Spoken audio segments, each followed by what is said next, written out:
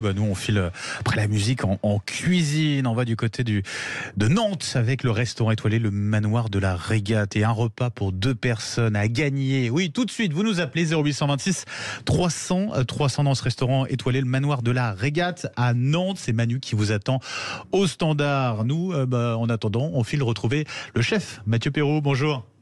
Bonjour. Bonjour chef, bienvenue. Alors le manoir de la Régate, c'est Anne-Charlotte et Mathieu Perrault, hein, c'est ça, c'est à vous deux que vous menez la barque. Oui, tout à fait. Oui, on travaille entre frères et sœurs. Donc ma sœur s'occupe de la partie salle et moi de la partie cuisine. Et c'est votre père qui avait cet établissement avant que vous avez repris entièrement? Tout à fait. Mon père et mon parrain, qui travaillaient aussi tous les deux entre frères. Ouais. On a repris le restaurant familial un petit peu avant le Covid. Et est-ce que c'est votre père qui vous a donné justement l'envie de cuisiner? Oui, tout à fait. On habitait à l'étage du restaurant, donc très jeune, on a été élevé dans l'ambiance. Il y avait les odeurs qui remontaient, non? Oui, bien sûr. Ouais. Et c'est ça qui vous a donné envie? Ouais, beaucoup. Et puis j'étais fasciné par la brigade de cuisine, avoir une quinzaine de cuisiniers qui travaillaient vraiment harmonieusement pendant le service. Quand on fait la hauteur du plan de travail, c'est des ambiances qui fascinent beaucoup. Ouais, c'est un spectacle. Et aujourd'hui, vous vouliez nous parler d'un produit nous qu'on adore avec Benjamin, c'est le petit pois. Comment vous le cuisinez? Comment vous le travaillez? Pourquoi vous aimez ce légume? J'aime beaucoup ce légume parce que déjà on en a beaucoup dans le potager au restaurant, donc c'est assez inspirant pour moi.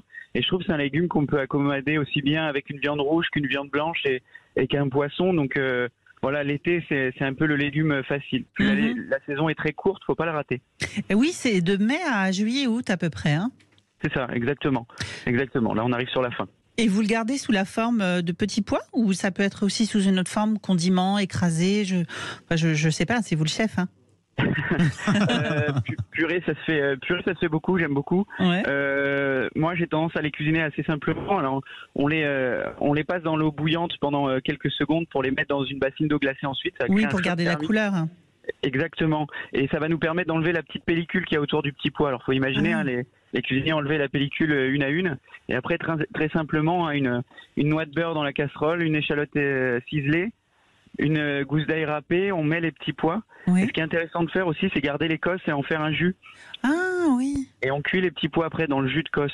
Et pourquoi enlever la pellicule au-dessus? C'est moins digeste ou ça apporte quoi d'enlever la petite pellicule de chaque petit pois?